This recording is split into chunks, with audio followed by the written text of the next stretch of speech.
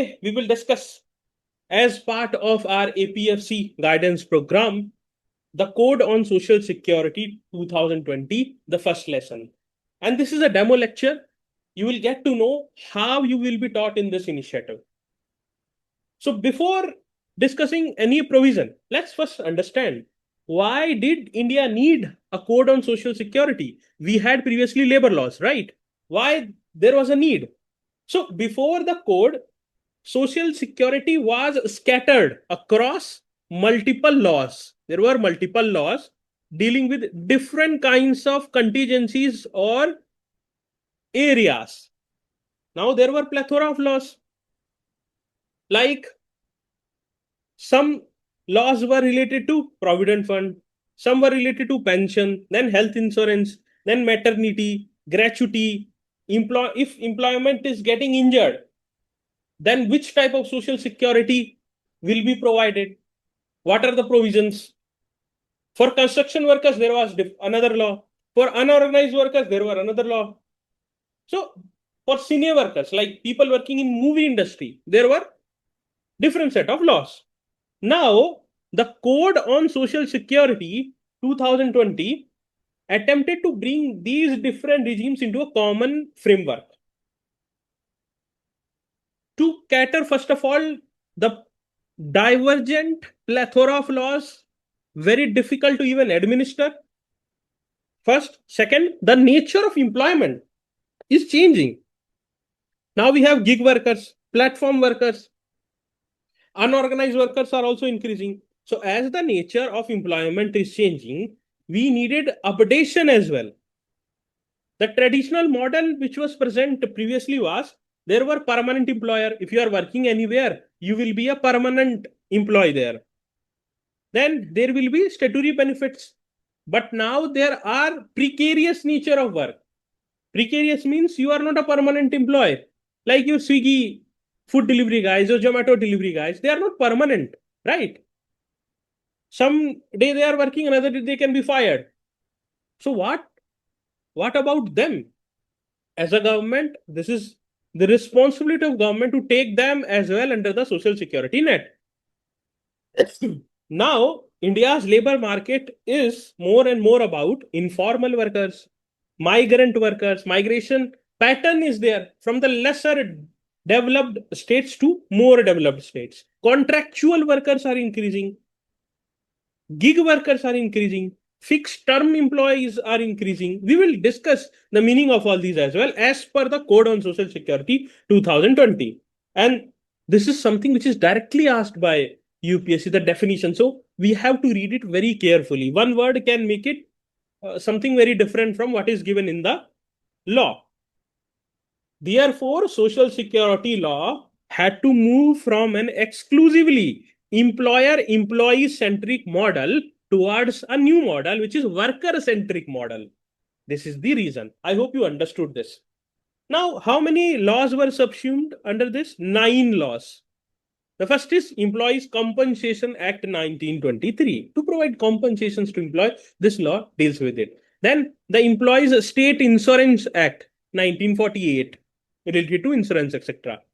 Then you will be selected to work for this law, the Employees Provident Funds and Miscellaneous Provisions Act 1952. This is the law which you will administer as a assistant commissioner. Then the next law is the Employees Exchange Compulsory Notification of Vacancies Act 1959. Maternity Benefit Act 1961, which is very crucial as the women employees participation is increasing, was also subsumed. Then the next was Payment of Gratuity Act 1972. Next was the Cine Worker.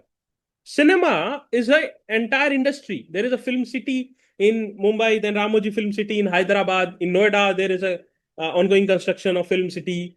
In if you go in Chennai you have. So this is a whole together industry. Thousands of people are working in this industry.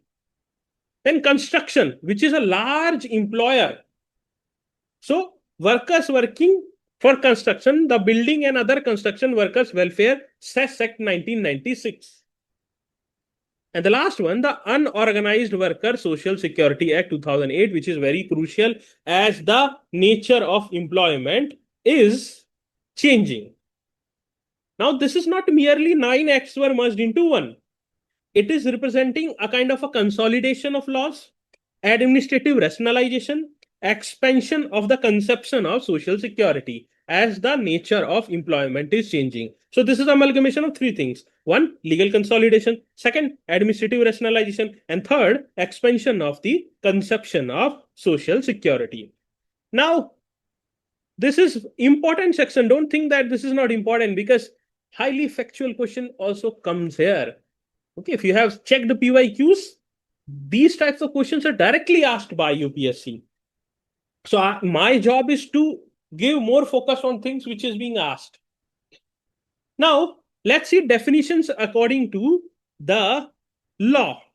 So the first definition which is provided is of agent. What is agent? Who is an agent? Now, on a behalf of, you must have seen certain people on the behalf of owner. They take part in management. They control as well the workers. They supervise workers and give direction. So these are called as agent. Any such person, whether appointed or not, who is acting or perpetrating, that is pretending as well. See how umbrella the definition is. Here the lawyer thrives. If you are from a law background, these one word like purporting and pretending. Pretending means maybe they are not actually employed. That's why it is written appointed or not. That is where the legal things becomes crucial, and this can be directly asked by UPSC. This is the trap which can be directly asked. So these people are called as agent. Then the second thing is aggregator. What are aggregator? So if you see nowadays, there are digital intermediary or marketplace where you can sell your products. You can sell your achar, you can sell your bags, you can sell your shirts. So those marketplace connecting a buyer end user with the seller or service providers are called as aggregator. So a platform can connect customers with delivery workers, like you deliver food or you are ordering groceries, drivers like Uber, home service providers. So all these urban company, all these are example of aggregators. So now why they are important? Because this is part of the legal recognition of the platform economy. Traditional labor law asks who is the employer, the previously. Now platform work complicates this because the platform may control access to work without formally being the worker's employer. That is why this word has been introduced, aggregator. Okay. Then career center. So career center is, first of all, any office, employment exchange, place, and even portal. See, they are deliberately including portal, digital things, because they know now the nature of work is controlled a lot digitally. So portal established by the central government to provide career services, vocational guidance, counseling, and vacancy notification should be considered as career center. These two are extremely important. This is less important for your examination. These two can be asked. Okay, I will tell you which is more important, which is lesser important. Then you see the definition of factory is very important.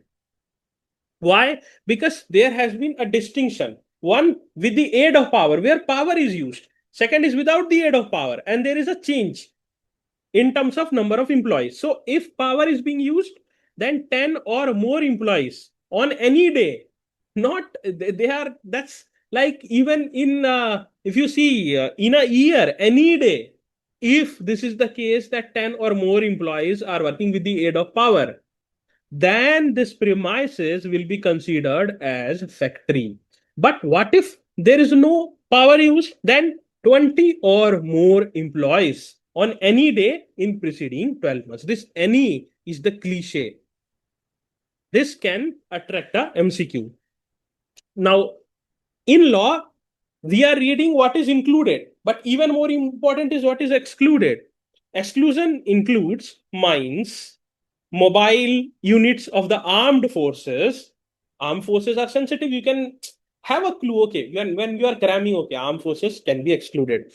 Then railway running sheds, hotels, restaurants, or standalone computer data processing units without a manufacturing activity. If in a data processing unit there is a manufacturing unit, then it will be considered as factory. So your hotels, your restaurants are not considered as factory. Okay. This is very, very important for your examination. Now, the important inclusion is of gig worker. So what is a gig worker? A gig worker performs work or participates in a work arrangement and earns from it outside what was conceptualized as traditional employer-employee relationship. So a gig worker may earn through a given task-based work. Okay, you in 10 days of Diwali, you have to deliver the products in a big billion day, say for example, or assignment-based work. A assignment may be provided. This is you have to finish. Okay, or short-term engagements for 2 months they are employed, or independent service arrangements also they can perform. Now, the core issue is that worker may be economically dependent, but legally outside the traditional employment relationship. Okay, this is what has been defined in the Act. Now, another very, very important inclusion was platform work, and these are more important. The changes are more important for the examination. The traditional things, yes, they are important, but these are more important. So, platform work is a work arrangement, again, outside your traditional employer-employee relationship, where there is security, etc., bond, everything is there, in which organization individuals use an online platforms to access persons providing service or solving specific problems for payment. If I have to now take house help for one day, so I will use these online platforms, and platform workers will come and help me. So platform work is also very important in nowadays changing working relationship. Okay. Distinction, if you have to, you will say, sir, what is the difference between gig worker and then platform work? So gig worker is a broader category of non-traditional paid work, a umbrella kind of a category. Platform work is necessarily work mediated through an online platform. Therefore, platform worker is a specific form of gig worker only. Okay, this is how you will understand. Now, due to increasing migration from the developing states to developed state, this is extremely crucial. And if you are a student of sociology optional, you must have seen there were rising incidences of violence against migrant workers. So that is why this also has been given a good focus. Now, the definition covers a person recruited directly or through a contractor, directly or through a contractor in one state for employment in another state, or who migrates on their own to another state under an employment arrangement. There is also subject to wage ceiling. So wage ceiling specified in the code is 18,000 per month, as or such amount as notified by the central government. As notified by the central government is again important. Here they can do state government. This is the comprehensive definition of interstate migrant worker. Earlier, protection was more closely tied to recruitment through an intermediary or contractor. This is the change. Like who migrates on their own to another state under an employment arrangement has also been covered now.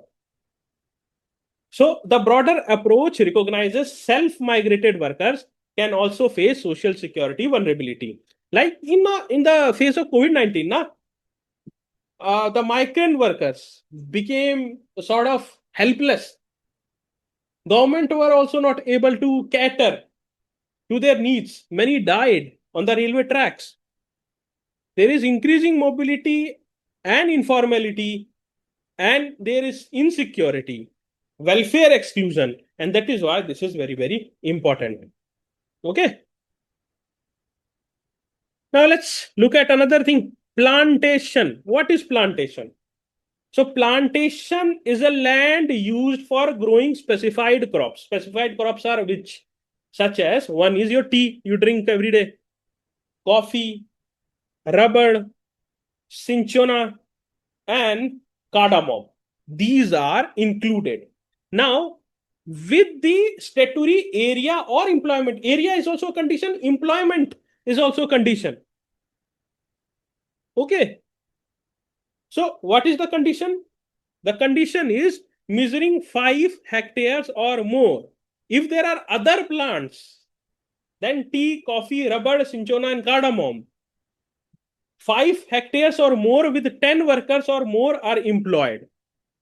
Okay. For other plants, the criteria is 5 hectares or more with 10 workers or more are employed. So additional criteria has been given for any other plants. For tea, coffee, rubber, cinchona, or cardamom, 5 hectares or more. Okay. Now there are certain exceptions. As I always say, in law, exceptions are more important. So any land which the state government may declare and which is used or intended to use, not only use, intended to use for growing any plant, notwithstanding that it measures less than 5 hectares. Okay. Second, however, no such declaration shall be made in respect of such land which measures less than 5 hectares immediately before the commencement of this code. So this is also given. Other are offices, hospitals, dispensaries, schools, and any other premises used for any purpose, connected with any plantation but does not include factory on the premises. Okay. So this is the comprehensive understanding. Plantation labor has historically combined geographical isolation, occupational dependence, housing dependence, and low bargaining power. That is why they were included, and these all measures were given. Any land which the state government, here they can change the central government, may declare and which is used or intended to be used for growing any plant, now withstanding that it measures less than 5 hectares. Okay. And state government has been given extra power. However, such a declaration shall be made in respect of such lands which measures less than 5 hectares immediately before the commencement of this code. So again, an exception has been provided. Okay. And then this third provision about offices, hospitals, dispensaries, schools, and any other premises used for any purpose connected with any plantation but does not include factory on the premises has also been covered. Okay. So this is what you need to know. Okay. This so we understood. Now let's understand seasonal factory. This has been also defined. So the code recognizes factories engaged in specified seasonal manufacturing processes. What are those seasonal manufacturing processes? The first is cotton ginning. What is first? Cotton ginning. Second is cotton and jute pressing. Third is ground net decortication. Fourth is manufacture of indigo. And then lac and sugar or gold. These all have been included. What all have been included? Cotton ginning, cotton and jute pressing, groundnut decortication, manufacture of indigo, lac, sugar, and good. These all have been included.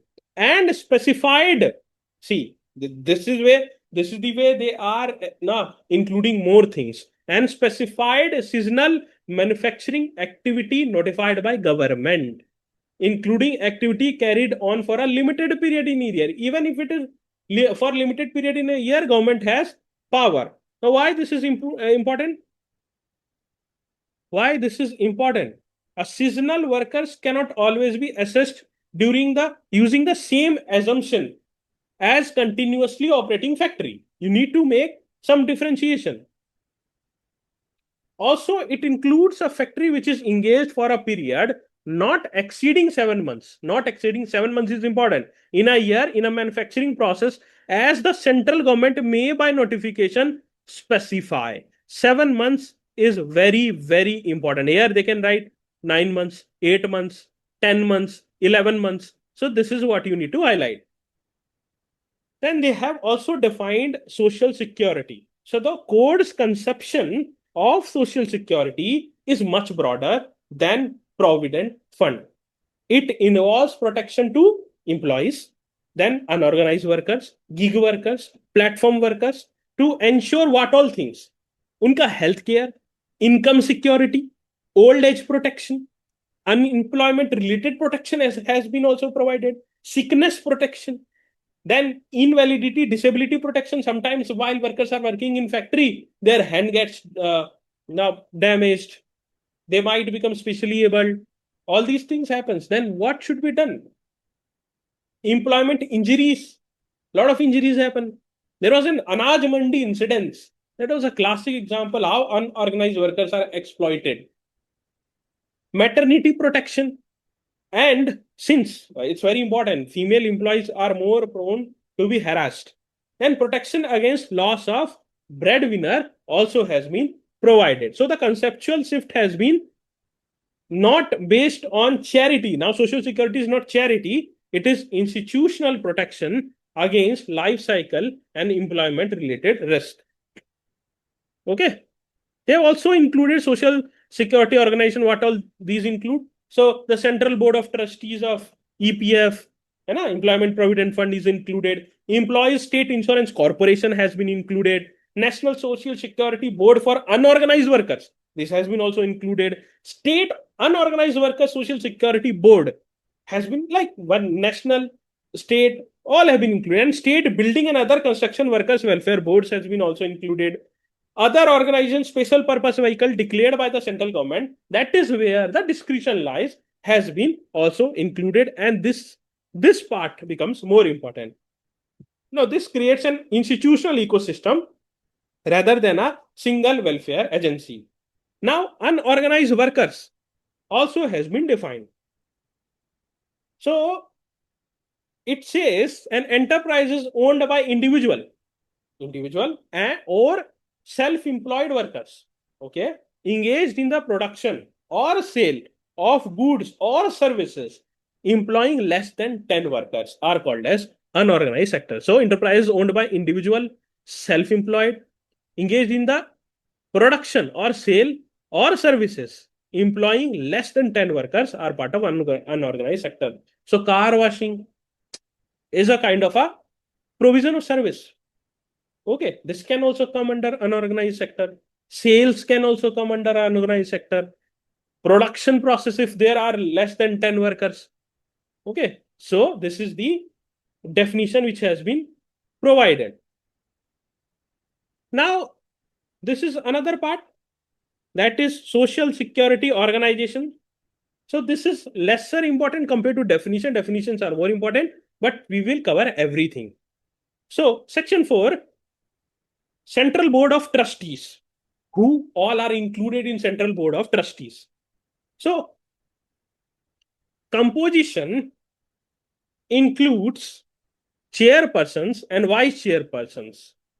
Okay, these are central government appointees. Central government appoints chairperson and vice chairperson. Then not more than 5 persons which are central government officials, and not more than 15% who are state government representatives. As well, 10 employer representing plus 10 employee representing. Employer and employee both have equal representation. Apart from it, the CPFC, that is Central Provident Fund Commissioner, is ex officio of this. Now, body corporate assists via an executive committee. Executive committee is handling it. Chief Executive Central Provident Fund Commissioner leads all these things. Okay. Now, why it is important? Here, representation has been given to state, capital, and labor. There is a tripartism in industrial relation which has been shown through this. Okay. Tripartism means equal representation and voices. Then there is section 5 in which Employees State Insurance Corporation, ESIC, has been given. In that also, chairperson and vice chairperson are appointed by central government. Not more than 5 persons which are central government officials.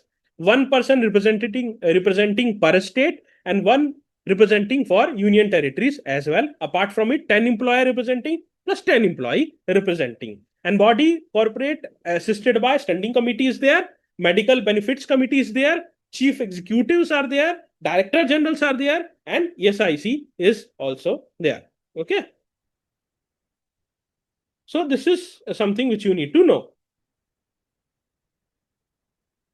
Apart from it, it also includes two medical professionals, three MPs, three member of parliaments, two from Lok Sabha plus one from Rajya Sabha. Then Director General ESIC is ex officio chairperson. Apart from it, central government may constitute a medical benefit committee of such composition to assist the corporation and the standing committee in performance of its functions relating to administration of medical benefits. So central government may constitute, and they have been given power to constitute a benefit committee as well, and they can decide the composition to assist the corporation and the standing committee as well, which will help in performance related to administration of medical benefits. So they can also make a medical benefit committee, that is MBC, and power is provided to central government. This is important for your examination. We have National Social Security Board, which is given in section 6. Now, National Social Security Board is particularly important for, this is important. Now, three we read. Now, this is the most important.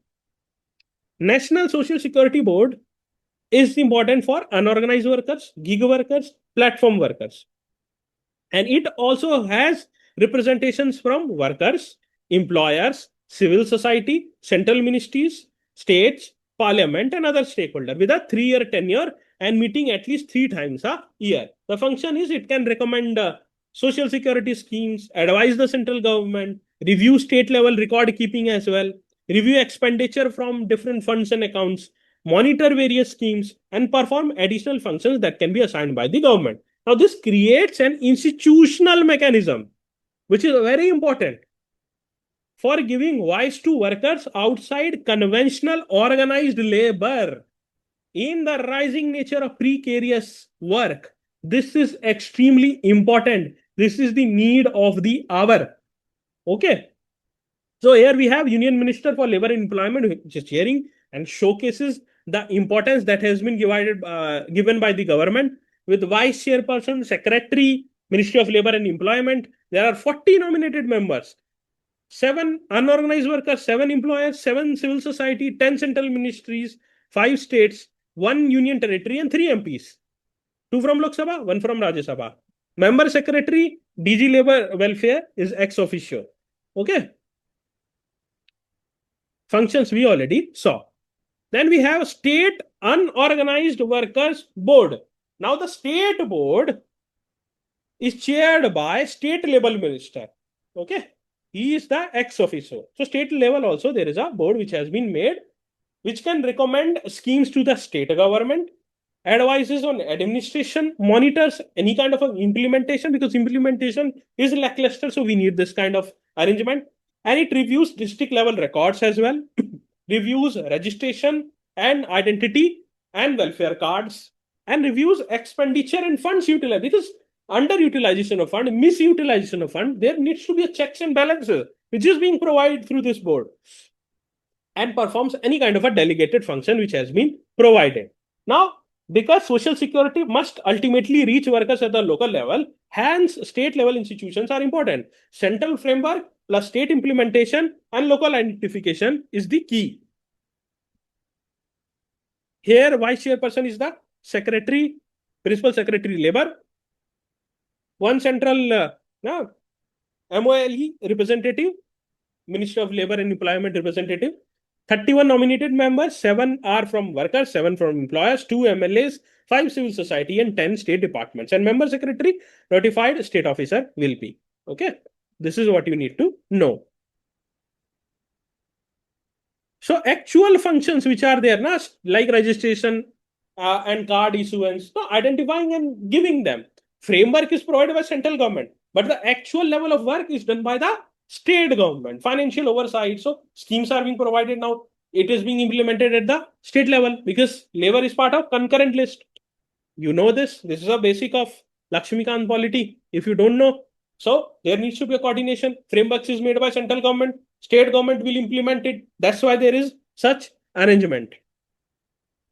Okay. And delegated functions will be decided by the state government from time to time. Now we have Building Workers Welfare Board given in the section 7. Now, what are the important things? So, the State Building Workers Welfare Board includes government, again, employer and workers representation with at least one women member according to this law. One women member. This is where the question will be made. Okay, this is the cliche. This is the point which you need to remember. Okay, chairperson, state government nominee. One central government nominee will be also there, not exceeding 15 other members. So equal state government and employer and workers representatives will be there.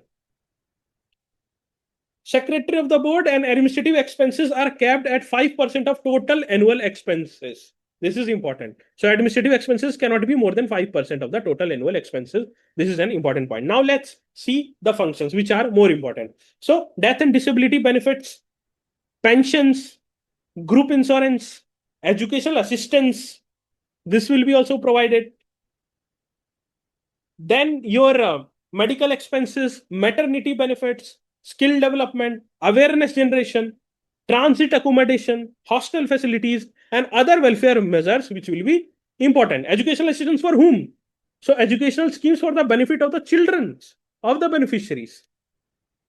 Medical expenses in the case of major ailments affecting a beneficiary or their even dependents are included. These are important cliche. These are the things which can be asked by UPSC. Group insurance means paying premium in connection with the group insurance scheme for beneficiaries. And pension payment has an important point, that is provide pension payment to beneficiaries who have completed 60 years of age. This is where the question can be made. I hope you are understanding it. Then skill development and awareness. So we have to frame schemes for skill development and general awareness among beneficiaries since the production process is fast evolving. So skill development is very, very important. Transit and hostel accommodation to provide hostel facilities to the beneficiaries. There are general welfare measures like make provisions and improvement for other welfare measures as deemed necessaries. Then additional schemes assist in the formulation of any other welfare schemes by the state government in concurrence with the central government. Now, why is this category special? Because construction labor combines informal employees, migrant. You will see whenever you will see construction in your locality or bridge is being constructed, mostly migrant workers are employed. Why? They can be paid less labor. They can work 10, 12 hours. They do not have any social capital here. They can be marginalized. They can be harassed. Occupational risk is very high here and casual nature of employment. That's why this is very, very important. A huge number of women are also being employed here. Now, the section 8, which deals with disqualification of members. Now, a person may be disqualified from membership of social security organization committees for ground including what? One, insolvency. Are currently or ever been adjudged insolvent. What is insolvent? You must have seen na? This even in the president. दिमागी तौर पर दिवालिया भी word होता है. Financially insolvent हो सकते हैं. There are many things. Okay. Then mental health. So are found to be of unsound mind or a lunatic. They can be disqualified.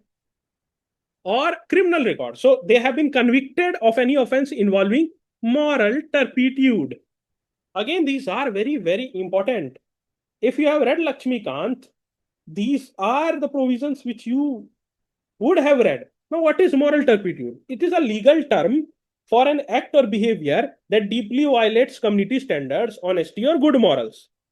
Okay. Common example can be done fraud, a theft, a forgery. Okay. Violent acts can be also included like murder, rape, kidnapping, aggrieved assaults. These all come under the umbrella term of moral turpitude. Okay. I hope you are understanding things. Then employer default. So are any employer who has defaulted in paying any dues under this code will be also disqualified. Then loss of legislative seat. So cease to be a member of member of parliament or a member of state legislative assembly, if their membership was based on that status, they may be disqualified. Then holding specific public offices, are an MP or MLA and assume any of the following post.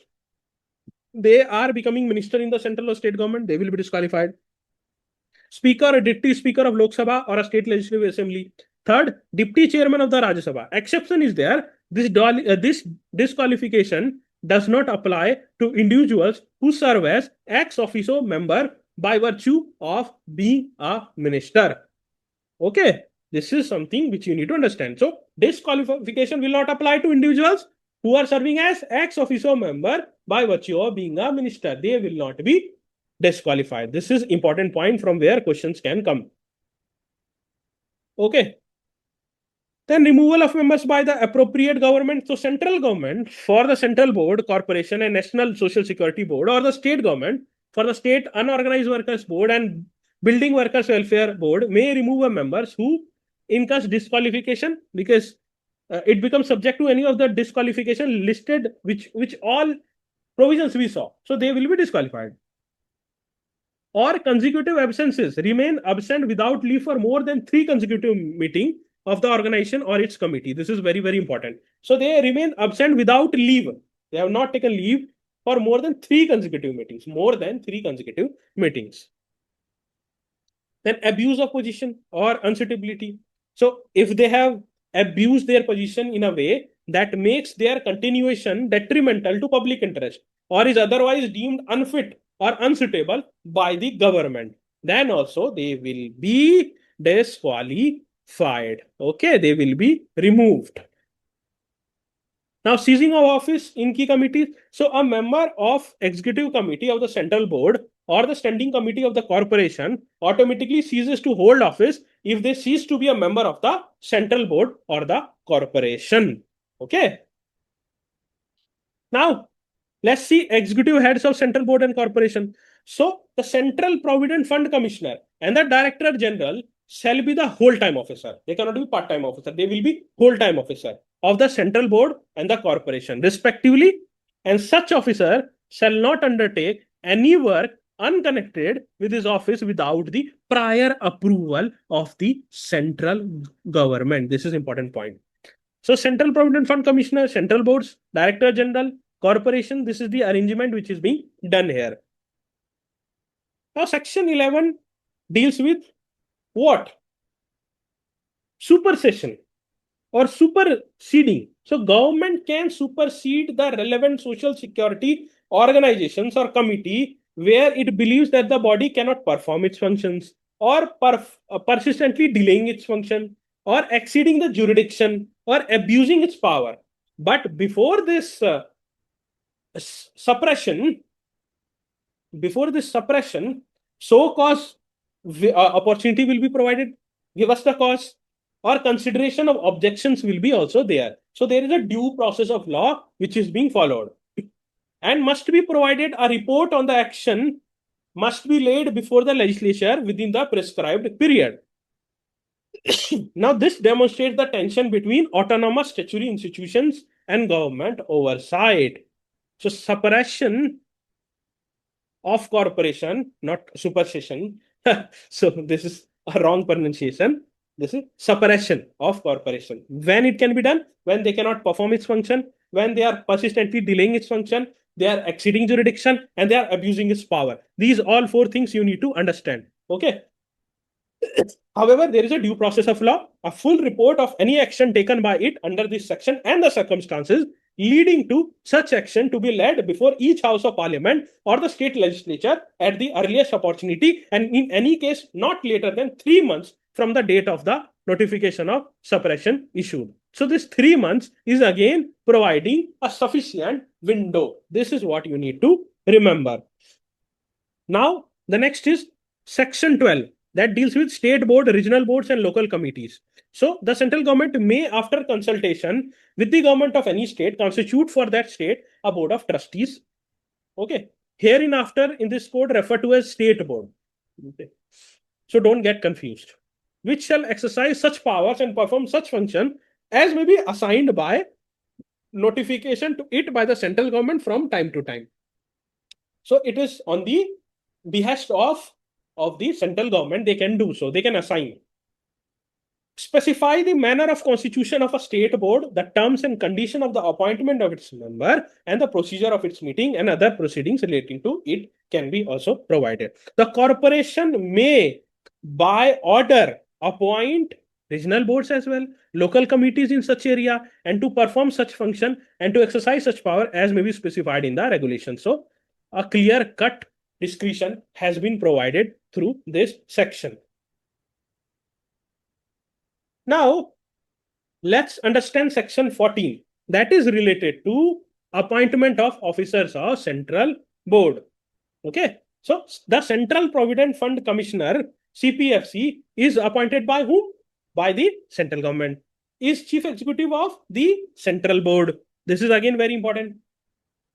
Is chief executive of the central board, head CPFO, and functions under the board's general control and superintendence. There are other officers as well, like additional CPFC can be there, deputy PF commissioners, regional PF commissioner, and assistant PF commissioner. Okay. This is what you need to know. And they discharge function under the general control and superintendence of the central board. We have financial advisors and chief accounts officer. Those are also appointed by the central government to assist the CPFC in the discharge of duties. And other necessary officers and staff for the efficient administration of the provident fund, pension, and insurance schemes on any other responsibility assigned by the central government. Now, there is a important thing, that is UPSC consultation mandate. So, mandatory consultation will be done with the Union Public Service Commission, is required for appointment to the post of CPFC, Central Provident Fund Commissioner. It is mandatory. It is mandatory. Additional Central Provident Fund Commissioner, Financial Advisor and Chief Accounts Officer, and any other post under the central board with a pay scale equivalent to Group A or Group B post under the central government. Okay. Exceptions to UPSC consultation is there when there is appointment for a temporary period that is not exceeding 1 year. Candidates who at the time of appointment are members of the IAS or are already serving in the central government or central board in a Group A or Group B post. So these are part of the exceptions. There are service condition remuneration. So recruitment methods, pays, allowances, discipline, and other service condition for the CPFC, FA, and CAO are determined by the central government. So the power is with the central government, not with the state government. Salaries and allowances are dispersed directly from the Provident Fund. Now, Section 15 is talking about 3 core EPFO schemes. Power of the central government to frame schemes. So the first is Employees Provident Fund schemes that establishes provident funds for employees, classes of employees, and specifies applicable establishment. That is first. Second is Employees Pension Scheme, which is called as EPS. You must have heard this. Provides for superannuation pensions, retiring pension, or permanent total disablement pension. Now you must be confused. Sir, what is superannuation pension? What is this? So superannuation pension is a regular retirement income paid to an employee once they reach the official retirement age set by their employer or government. Now, employers are regularly contributing money, often up to the 15% of basic pay in corporate schemes, and they are into a dedicated superannuation fund for the employee. This is the part of the superannuation fund. Now, the money goes through market investment and compounding interest over the course of the employee's career. And upon reaching retirement age, like typically 58 or 60, a portion of the accumulated corpus can be withdrawn as a tax-free lump sum, and the remaining balance is used to buy an annuity plan that provides a steady, regular monthly pension. Okay, this is called as superannuation pension. Then widow pension, children pension or orphan pension, and nominee pension. Then we have employees deposit linked insurance schemes that provides life insurance benefits to employees. When we will read insurance, then we will read it. What is it? What is life insurance? And the difference between life insurance and term insurance. If you are from the finance background, this is my one of the interest. I read finance books a lot. So I can give you a good clarity. So life insurance is a broad category of coverage that is designed to pay a financial benefits to your family when you pass away. So whereas term insurance is a specific affordable type of life insurance that only lasts for a fixed period, such as 10, 20, or 30 years. That's why it is called as term insurance. So the difference lies in, first of all, the coverage period, the premium cost. So term life insurance is very low and affordable, and life insurance is much higher. Okay. Cash value in term insurance is none. It is uh, okay. So I'm going too much into the conceptual details. There is a term life insurance, there is a permanent life insurance. So in a term life insurance, you will get cash value protection is none. In terms of permanent life insurance, yes, there is cash value component as well. Now the term life insurance will pay you only if you pass away during the term. Okay. During the term. If in 20 years you are passing away, 30 you are passing away, then only you will get payout. Life insurance is guaranteed to pay whenever you pass. There is no term. This is the key distinction which you need to understand. Okay, I will not go too much deep. When we will read insurance, then we will discuss. And UPS is also not going that much far. No? So I will constrain myself according to the demand of this examination. Okay. Then other social security schemes formulated for self-employed workers or any other specified class of person. This is something which is an inclusion. Other social security schemes. The power to modify schemes, the government, central government, holds the power to amend or modify any of the framed schemes. Who has the power? Central government. Application date. So provision of the schemes may take effect either prospectively. Prospectively means future date, or retrospectively as well. That is past date as specified. Okay, this is what you need to understand. Then funds. What is the contribution? That is what they are talking about. So employer will now contribution will be fixed at 10% of the wages payable to each employee, whether directly employed or through a contractor. In both the cases, this will be included. Employee contribution equal to the employer contribution, that is 10%. And then we have voluntary higher contribution. So an employee, this is your will. You may opt to contribute more than 10%, but the employer is under no obligation to match any contribution beyond the statutory 10%. This is the important point which can attract a question. Then they have also talked about the pension fund under the pension scheme. So source of inflow is sourced from the employer's contribution, that is up to 8.33% of wages or as notified by the central government. So this figure can be changed by the central government. Then specified contributions from employers of exempted establishments. And third is sums provided by the central government following due parliamentary appropriation. Now, what is parliamentary appropriation? If you have read Lakshmikant, you must know what is parliamentary appropriation, what is appropriation of fund. So parliamentary appropriation is nothing but a legal process by which a nation's parliament authorizes the government to spend public money from the state treasury. Okay.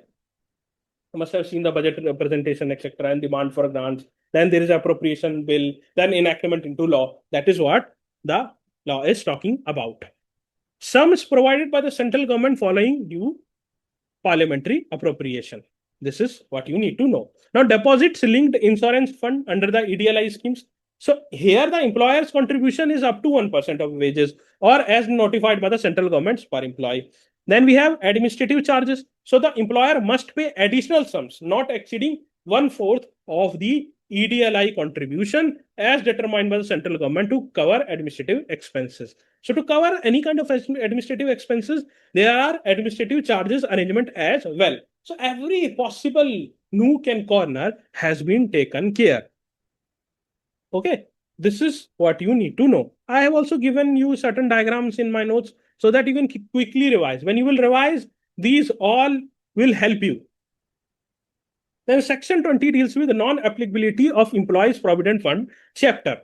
So cooperative societies, establishment registered under the Cooperative Society Act 1912 or state cooperative laws, employing fewer than 50% and working without the aid of power these are excluded. Then government control establishment. So establishment owned or controlled by the central or state government whose employees already receive contributory provided fund or old age pension benefits are excluded. Then statutory establishment. So establishment set up under any central or state laws whose employees are entitled to contributory provident fund or old age pension benefits. Okay. Pre-existing beneficiaries who were already receiving provident funds benefit under any central or state enactment immediately before the commencement of this course. So already the beneficiaries, the government employees who are already covered are excluded.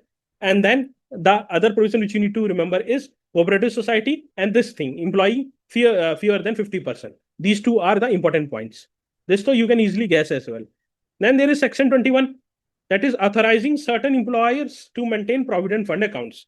Who are the ones? So the eligibility and authorization, the central government may authorize an employer to maintain a provident fund account upon a joint application by the employer and the majority of employees in an establishment with 100 or more person subject to terms specified in the provident fund scheme. So if there is a joint application by the employer and the majority of employees in an establishment where with 100 or more persons are there. Okay, this is the eligibility and authorization. And disqualification, 3-year bar. Authorization will be denied if the employer defaulted or provident fund contribution or committed any offense under the code in the preceding 3 years. Cancellation, the central government can revoke the authorization if the employer violates any terms, conditions, or commits an offense under the code. Natural justice is also followed. The employer must be given a reasonable opportunity of being heard before any kind of cancellation. This is very, very important. Okay. Now, another thing is, what is natural justice? What is due process of law? When we will revise polity, important things as well, then we will discuss. But natural justice is a fundamental legal concept that ensures fairness, equity, and equality in decision-making process. This is what you need to know briefly. Okay, I'm not going into detail now.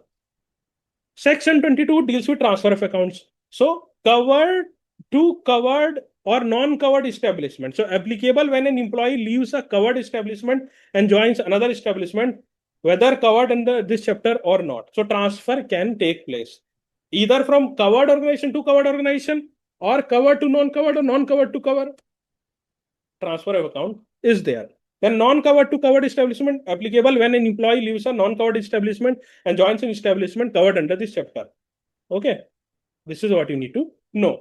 Fund treatment in both the scenarios, the accumulated balance in the provident fund or pension account will be transferred or handled as prescribed by the provident fund scheme or pension scheme. Now we have chapter 4, Employee State Insurance Corporation. And in that we have section 24, which deals with principal officers and other staff. So principal officers are the central government may appoint a director general and a financial commissioner as the principal officer of the corporation. Then term of office is up to 5 years as specified in the appointment order with eligibility of reappointment. So they can be reappointed as well. Their salaries, their allowances, their powers and duties are prescribed by the central government. And a person disqualified under section 8 cannot be appointed or continue as director general or financial commissioner. We had already seen the disqualification criteria. Removal process. So the central government may remove either officer if recommended by a special resolution passed by at least a 2/3 majority of the total strength of the corporation. Other staff. So the corporation may hire other necessary officers and staff for its business and responsibility. And the provision which we read, mandatory UPSC consultation. So mandatory for non-medical, non-nursing posts corresponding to Group A and Group B gazetted post under the central government. Exemption was the temporary post up to 1 year. So mandatory for non-medical, non-nursing post. This is again a cliche which you need to remember. They will write even medical and nursing post. So this will be wrong. Okay. Then there is an employee state insurance fund. So fund consolidation or fund constitution. So all contributions, user charges, and other received monies are deposited into the employee's state insurance fund, which is administered by the corporation. The corporation can also have additional receipts. They can accept grants, they can accept donations, they can also utilize corporate social responsibility funds and gifts from the central state government, local authorities, individuals, or even corporate bodies. Okay. So this is very, very important. Section 26 deals with purposes for which employees state insurance fund may be extended. For which purpose it can be extended? So first is benefit and medical treatment. So payment of benefits and provision of medical treatment and attendance to insured person, this can be used. Second, payment of fees and allowances to members of the corporation, standing committee, medical benefit committee, or other committee. So to give committee fees and allowances, this can be extended. Third, for staff salaries and benefits. So payment of salaries, leave and joining time allowances, traveling and compensatory allowances, gratuities, compassionate allowances, pensions, provident benefit fund contribution for officers, and staff and office expenditures all are covered. And healthcare infrastructure. So if you have to establish and maintain hospital or even dispensaries or other institutions with ancillary medical service for insured person, it can be also extended for medical cost contribution, that is contribution to state governments, local authorities, private bodies, or individual toward the cost of medical treatment. For auditing and valuation as well. So to defray the cost and expense of auditing the corporation accounts and valuating its asset and liabilities, this can be used for employees insurance costs. Costs also, this can be used. Now, for defraying the operating cost and all expenses of the employees insurance costs, this can be used. This can be used for contractual payments as well. This can be used for legal decrees and awards, like for payment of sums order under any decree, order, or award by any court, or for legal proceedings. Now, you must be seeing this word and getting confused, or what is defraying? So this is such a hard word. No, this is not a hard word. Defraying means providing money to pay for a cost, expense, or expenditure. So when any individual organization or government defrays an expense, they are effectively covering or offsetting or funding all money or a portion of money, okay, so that the burden doesn't fall entirely on someone else. This is called as defraying cost. So defraying cost and charges for instituting or defending civil or criminal proceedings arising under the code. There is also provision with respect to welfare and rehabilitation. So defraying expenses on health and welfare improvement measures, as well as the rehabilitation and re-employment of disabled or injured persons and other authorized purposes. So this is where they are giving discretions. You must have seen until now in law, this is the cliche. So any other purpose authorized by the corporation with the prior approval of the central government. So prior approval of the central government is very, very important. So this was our first class. This was a demo class. Now, what is very, very important is when I am taking any lecture and I'm highlighting this is important, then this is important. So when you will be reading notes, these are the things which you will highlight. These are the things which you will revise. And as I'm highlighting, the changes are more important since they have highlighted the codes, not laws. So the changes which has been done as I'm highlighting are more important. Definitions are very, very important. Some things are peripherally important, like this is not that important. Purpose for which employee state insurance fund may be extended. Even if it comes, only name will be there. You need not go deeper into it. Okay. Then this is also not that important. Section 25. This is very important. Non-applicability of employer provident fund chapter, where it cannot be employed. This is very important. While you are reading, this is something which becomes more important than other provisions. Okay. And whenever I was talking about gig worker, platform worker, this is very, very important. Usually they ask facts as well. Now, exceptions to UPSC consultation when we were discussing about IAS and central government board in group A or group B, such exceptions are more important. So where I'm highlighting, this is only you have to revise. As if you are not revising, which is more important, then you will end up memorizing nothing. Here comes the role of any person who is experienced, who has analyzed PYQs, who knows what can come, and this is what for which I am known for. This is how I will cover all the lectures which is there, and I'm covering everything. Even I'm providing notes and lectures for history, polity, English, aptitude, reasoning, everything. And mind you, none can match us in terms of cost. None can match us. And if you see the people who are teaching this, the type of passion that they should have, they're just now speaking things in a manner that you will get bored. Here I will shout. I will not let you sleep.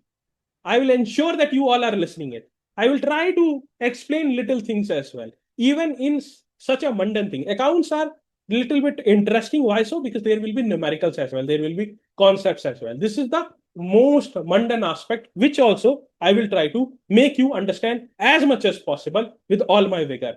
So just enroll in the APFC program, APFC mentorship program. And there were some common queries, sir. What is the difference between app and the Telegram group access? See, even if you are enrolling via app, you will still get the Telegram group, private group access. Because there only I will put up the class timing, Zoom link, you can attend live classes, recordings will be posted, notes will be provided to you. If you are having app access, there also recording and notes will be there. But again, Telegram private group is must for all kinds of announcement with respect to class and the Zoom links that will be provided. Again, I'm reiterating, all the classes will be taken up by me. None classes will be recording. This is very much different from any other programs that you are seeing. Thank you very much. Take care and see you in the program.